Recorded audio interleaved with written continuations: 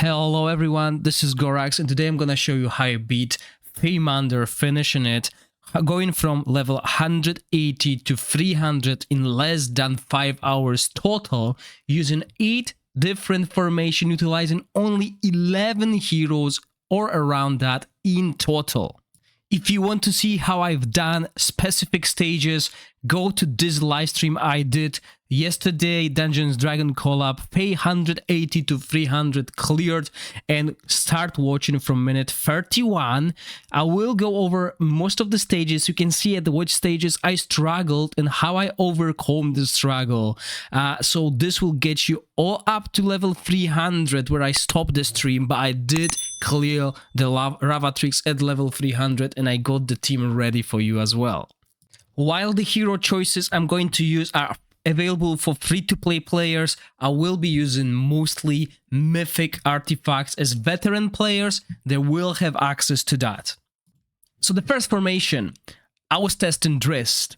I was testing Drizzt as a damage dealer, utilizing his artifact that grants us extra defense, and he is an AoE hero. So he comes very nice with everyone that is dealing AoE. We had Rava as enabler with Frost built with accuracy and the Rhapsody set utilizing extra attack based on the accuracy, and we made Rava damage dealer. Mark of the Ice Calamity is really good artifact for the Frost team if you manage to go, and Rava is using the Tornado talents to deal more damage. Drizzt was using the Holy Hunter set that grants us a chance to stun, and in the Meander, you want that set on pretty much everyone, even damage dealers, as this is a good distraction. We grant him a little bit of sustain through the gloves, and we build him as damage as well using the Tornado talent tree. Voresh in this formation is used mainly for Witch's Remain, buff prohibition out of his skill, and extra healing. We use double advantage on as the talent, and we use Brotherhood set as this set, well, 3-year set that grants us extra ultimate, grants us extra elemental damage to boost the damage of those two heroes. Our tank, Ripicas is the one hero that you as a free-to-play player might not get, as you will need to have lucky in the Horn Summons or in the Starlight dice. Yes, he's available for the purple dice, so the chance of getting him is there. We're gonna use Rift Hourglass to boost the haste of this skill. This skill is game-changing skill. Has huge area, has attack penalty, recharge speed penalty, healing prohibition, and buff prohibition. Everything that we want. Obviously, if you skill his ultimate, you will have easier time, but this is why we are wearing Hourglass. And even as he is a tank, we still wear Holy Hunter set. We want extra skill haste, and we want the chance to stun. We're gonna go with double advantage on him as well. And Taurin, everyone gets Taurin for free. We use him as a healer. We're using Horn here to boost the damage of our team. He also has Ancestral Protection, and this mythic Lunar Radiance is godlike in this mode. In the higher stages, you will want that on every hero in your team, but for the lower stages, this is the team we used to go through the lower stages. It was not needed. This team will carry you to like 220, 30 easily. Obviously, Drizzt is optional. You don't need to have Drizzt. You can bring another powerful hero, Vidmir. Now, on to the next team. Next team was Glados counter. So there is a team of enemies that is basically 5 or even 6. Yeah, I think it's 6 Gladroses. This is the hero that pulls you back. Okay, this hero will push your team to the backline and destroy it. 6 AoE attacks. How to deal with it? Easy. You put all of your heroes on the bottom lane, making sure that the top Gladroses don't hit you. Only those 3 on the bottom will. Now, this will also require a manual casting, because don't know why Ripicas ultimate will tend to go for the top 3 instead of the bottom 3. We don't really care about the top 3 Gladroses. We want to kill the bottom 3 Gladroses. And this team melts it, mostly thanks to the crowd control we bring, because we're bringing Zarlov, utilizing haste. We already have Hourglass on Ripekas, so we need someone else to do it, to grant us extra haste, and this is why we use Spiritual Burner. We use, as you guessed, Holy Hunter set everywhere, and his ultimate is helping us with the fear and recharge speed penalty on the enemies as well. Sadly, I didn't have enough to max out the talent tree of Zarlov. Once you get to the later stages, you will notice that the Drizzt team is not doing good. So there will be encounters where enemies will either nuke you with assassins or will out-sustain you. This is why you create a 5 support team to avoid damage. We're gonna use Euron, another tank that you can get access to. We're gonna use this set on him, basically giving him a chance to reflect 20% of the damage back to the source. And we will build him with this set with resistance and put as much resistance on him as well to ensure we resist any crowd control. Ripekas again will slowly kill all the enemies. We have Voresh to basically neglect any buffs that the enemy can have, and Zarlov to provide us with sustain and extra damage as well.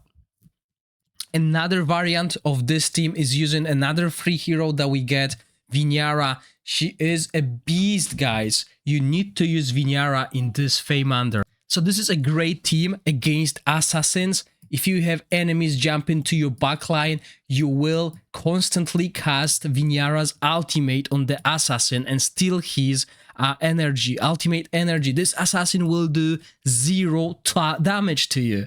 Your Vinyara will always outspeed him, as her cooldowns are really low, especially if you give her Hourglass as well and give her haste runes. We're also using Puppeteer set to grant extra ultimate to everyone that is of frost element. So that will be Vinyara, Voresh, and Euron. Now, if you're playing against Berengar and Chrysos, all you need to do is bring damage. Once again, Ripekas at the front, Thorin behind him, so Ripekas gets Thorin stats, and our squishy damage dealers. We want to avoid them getting killed, but they will do a lot of damage. Rava will apply Witches Remain with the Holy Hunter set. And if Rava dies, change this to the Immortality Mythic. We will have Vidmir destroying the enemies. Vidmir does a lot of damage, and I didn't even max out his talents yet. Precise Carnage and Holy Hunter, despite him being damage dealer, we use that. Look, I'm not even using the correct main stat on it because I had to make sure he survives, but he did enough damage to destroy enemies. That's basically the strongest damage we can build. Well, maybe not really. We could eventually even replace Zarlov, but we want extra crowd control. Look at this. Everyone who does AoE damage is using Holy Hunter set. That's what kills enemies, disrupt them. And this is my favorite variant. And you can see in the higher stages of the Meander, I was able to clear pretty much everything damage oriented with Vinyara.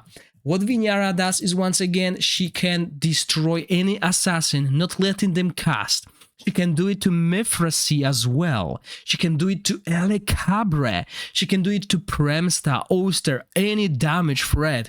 As long as you cast it on those threatening targets in Meander, the enemy team does nothing. So every time you enter the fight, look what's killing you. If it's a damage dealer that's killing you, Premsta in the back, use Vinyara's ultimate on that Premsta, so that Premsta never casts her ultimate. It's that simple. And this strategy get me to the 300, and you can watch it all on that live stream. I didn't record specific fights, but if you're looking for stages, just go through this live stream.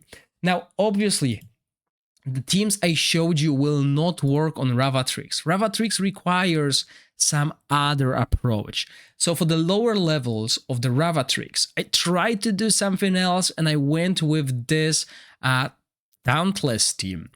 So what this team does is Fia and Tauren will rotate their debuff immunity and invisibility, and for this we need 5 range heroes.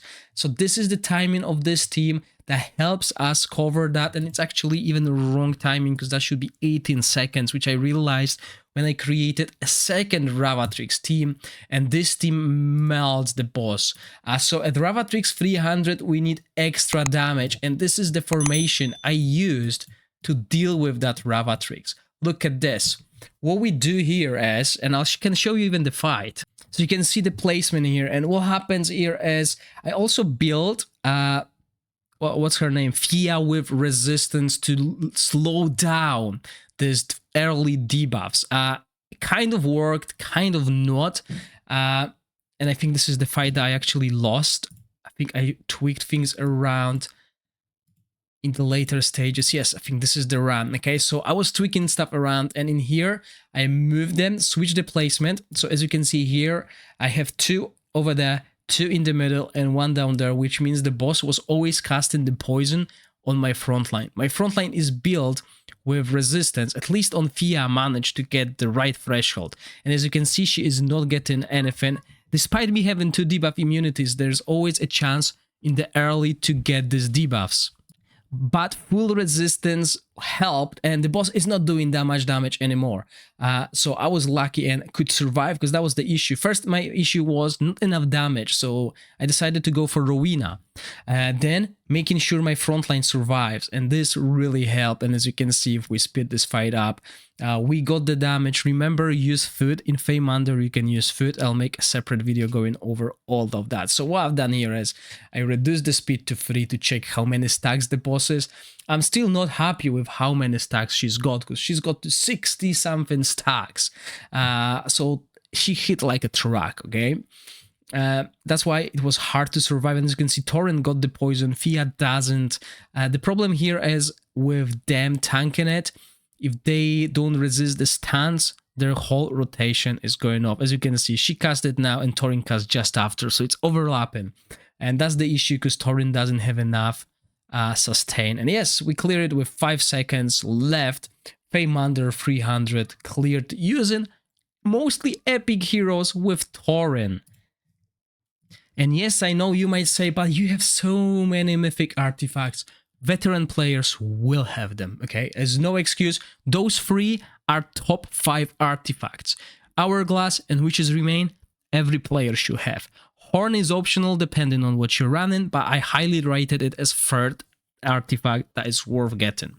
I didn't even use full mythic equipment. As you can see, there's only 2 legendary heroes for the most of the part, so Tauren should be scrolled nonetheless, because he is the one you get early on and he can be used pretty much everywhere. Repekas is the one that will be quite hard to get for those who didn't play previous seasons, unless you're lucky on the Starlight Dice and Horn. And again, Scrolls might come and hard to get, but this is why we use the Rift Hourglass to give him even more haste. Now, obviously, there are multiple other ways to deal with it, but this is what I used during the live stream. Once again, if you're looking for specific stages, just go and watch that live stream or find the stages that are. I can't really edit this video as it's a VOD of the live stream. Otherwise, I would put chapters, but it's impossible for me right now. Let me know in the comment section down below if this video was helpful for you. Remember, if you still struggle, join my Discord, send me a screenshot of the stage and the team you're using. Hopefully you're using my team, because my teams worked, okay? They worked, they carried me, and they were pretty easy to build. And yeah, don't forget, guys, if you have not used the code yet, the content creator code, please consider using Gorax1 with capital G. You'll find the link to the website in the description of the video and the pinned comment as well. And once again, if you have not subscribed and looking for more guides, make sure you do it to my channel. And any questions, any queries, leave a comment or join me on my Discord. And once again, thank you all for watching. Stay safe. Bye.